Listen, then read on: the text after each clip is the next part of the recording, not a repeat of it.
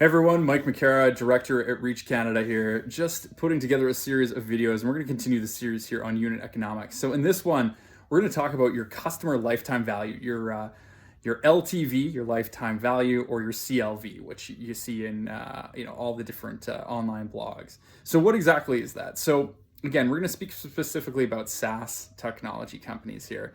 So your customer lifetime value is, from a mathematical point of view, it's the average price that your users pay you divided by your churn rate.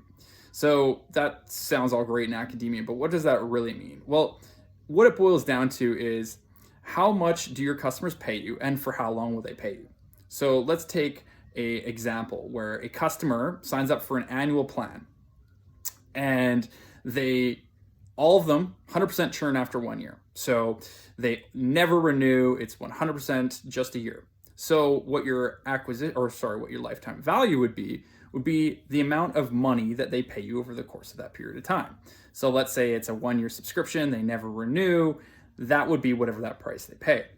Where it comes down to being a little bit tricky is that, as we know, and this is a really great thing, is that most people don't just churn after 1 year. I mean, if they did, that's a really challenging business model.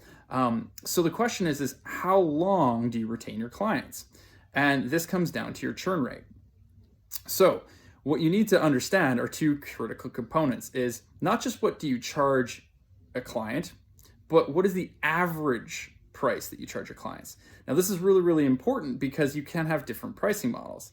And so let's say you have an entry-level pricing plan of $9 a month, you have a middle one of 19, and your top end, let's say, is $49 a month.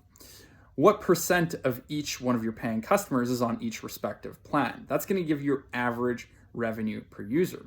On the churn side, we need to understand how long your clients stay with you. So to calculate your churn based on your paid number of users, you take your starting period number of paying users and you calculate based off how many people quit your subscription that month, and that will give you your monthly churn rate. So by taking your monthly churn rate, that will give you, if you go 1 over your monthly churn, that will give you the duration of time on average that a paying customer sticks with you.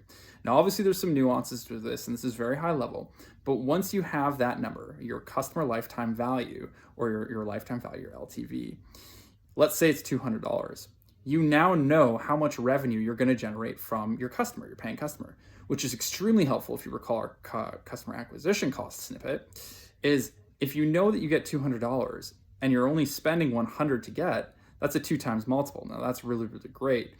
For a lot of the star performing companies, what you're really looking for is a 4 times or higher multiple, which is really, really awesome.